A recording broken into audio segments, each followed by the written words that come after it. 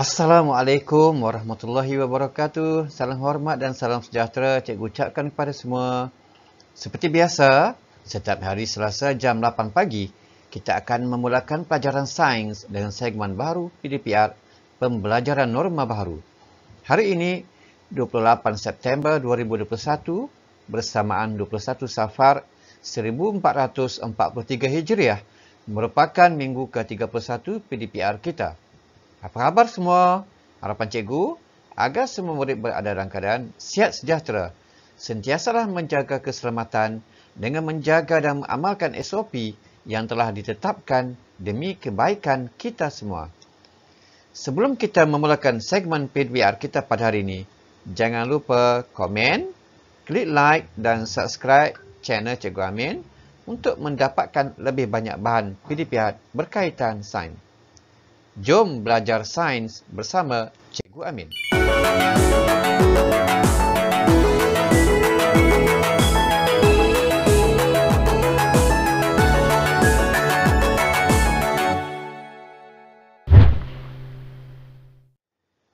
Pada kali ini, kita akan memulakan satu lagi pembelajaran dua tajuk kecil di bawah unit 8, asid dan alkali, iaitu bahan berasid, beralkali dan neutral di sekeliling kita, dan kedua, pengganti kertas litmus.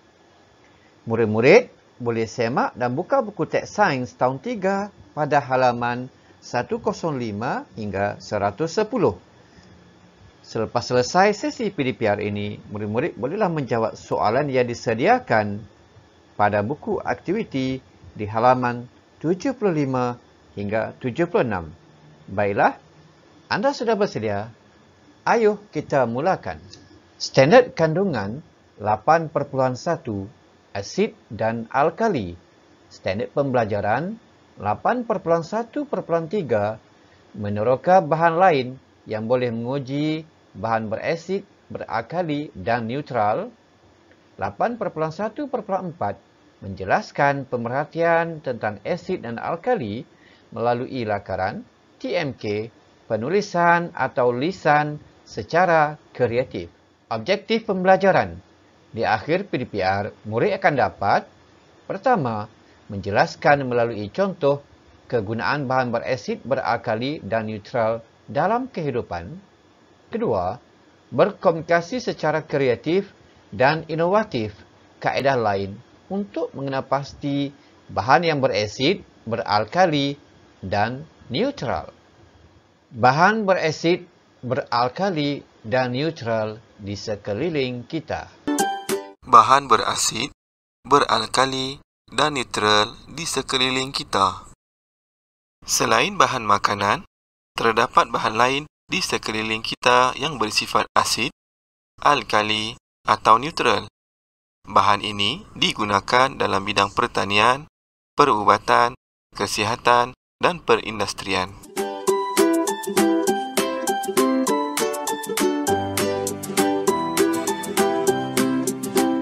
Dalam bidang pertanian, kapur digunakan untuk meneutralkan tanah yang berasid. Manakala, asid nitrik pula digunakan untuk menghasilkan baja tanaman. Di dalam bidang perubatan dan penjagaan kesihatan pula, cuka digunakan untuk merawat sengatan tebuan. Manakala, ubat gigi membantu untuk meneutralkan asid yang menyebabkan perebutan gigi. Seterusnya, bidang perindustrian. Asid sulfurik digunakan dalam industri pembuatan cat. Amonia pula membantu mengekalkan lateks dalam bentuk cecair.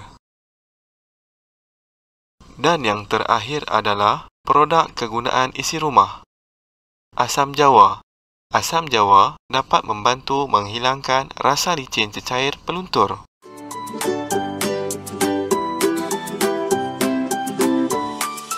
Kapur bersifat alkali dan ia boleh mengurangkan keasidan tanah kebun.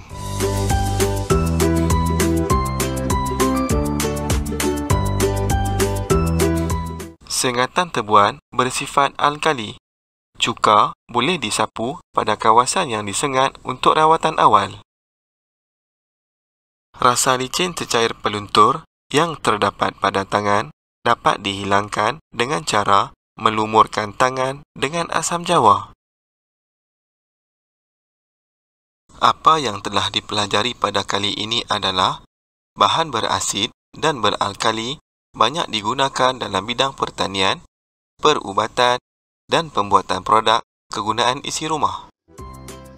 Baiklah, kita beralih kepada tajuk kedua iaitu pengganti kertas litmus. Pengganti kertas litmus. Selain kertas litmus, kita juga boleh menguji sifat asid atau alkali sesuatu bahan menggunakan bahan lain sebagai penunjuk. Mari uji meneroka pengganti kertas litmus.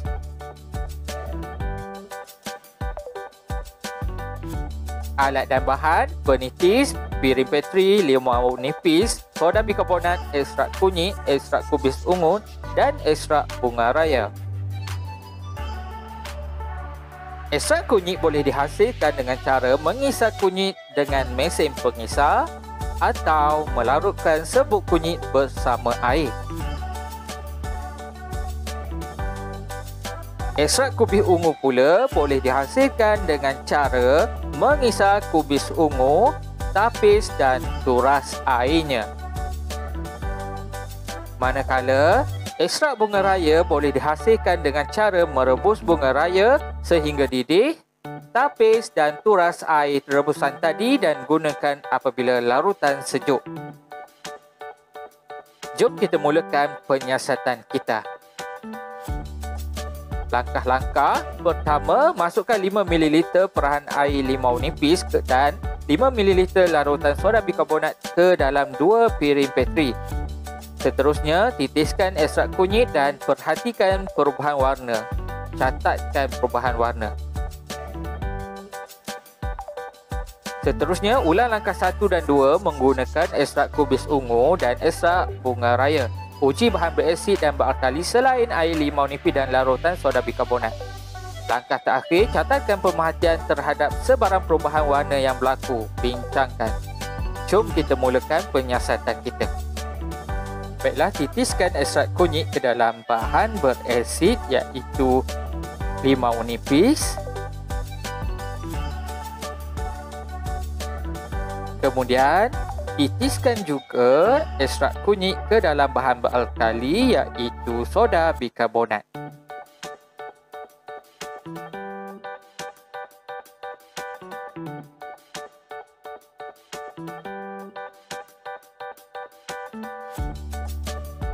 Perhatikan perubahan warna bahan. Jika bahan berasid larutan tidak bertukar warna dan kekal kuning, manakala jika bahan beralkali larutan bertukar warna keperangan.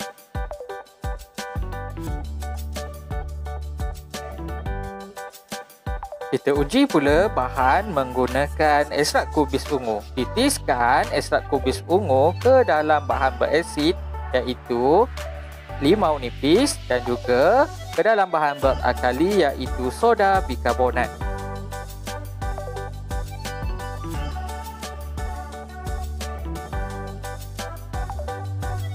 Perhatikan perubahan warna bahan. Jika bahan berasid larutan bertukar menjadi warna merah, manakala jika bahan beralkali larutan bertukar warna biru.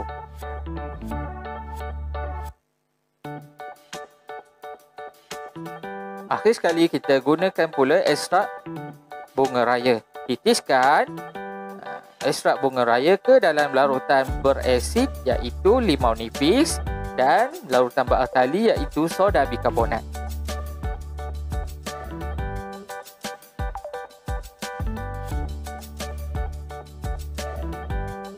Kita perhatikan perubahan warna bahan. Jika bahan berasid larutan bertukar menjadi warna merah, manakala jika bahan beralkali larutan bertukar menjadi warna hijau.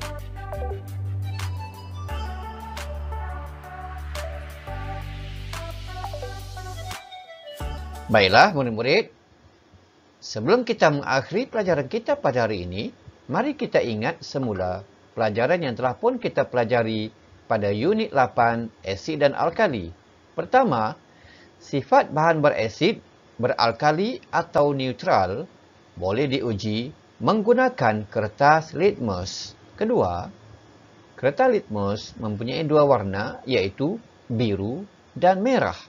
Ketiga, perubahan warna kertas litmus apabila diuji adalah seperti yang berikut. Warna kertas litmus biru, bahan berasid berubah ke merah, bahan berakali tidak berubah, bahan neutral tidak berubah. Warna kertas litmus merah, bahan berasid tidak berubah, bahan berakali berubah ke biru, bahan neutral tidak berubah. Keempat, antara contoh bahan berasid, beralkali dan neutral ialah bahan berasid, limau nipis dan asam jawa. Bahan berakali contohnya sabun dan kapur sirih, manakala bahan neutral air garam dan air gula. Kelima, sifat bahan berasid, beralkali dan neutral boleh diuji juga menggunakan deria rasa dan sentuhan. Namun, ia bukanlah penunjuk saintifik. Keenam, bahan berasid kebiasaannya berasa masam, bahan berakali pula berasa pahit dan licin, manakala bahan neutral mempunyai pelbagai rasa, contohnya rasa tawar, masin dan manis. Ketujuh, bahan lain yang boleh digunakan untuk menguji bahan berasid, berakali atau neutral ialah ekstrak kunyit, ekstrak bunga raya dan ekstrak kubis ungu. Kelapan, bahan berasid dan beralkali banyak digunakan dalam bidang pertanian, perubatan dan pembuatan produk kegunaan isi rumah. Cikgu mengucapkan terima kasih atas penlibatan semua murid pada pelajaran kita pada hari ini. Semoga kita telah mendapat manfaat dan ilmu daripada video yang telah dipertunjukkan ini. Semoga kita bertemu lagi. Hai, Assalamualaikum.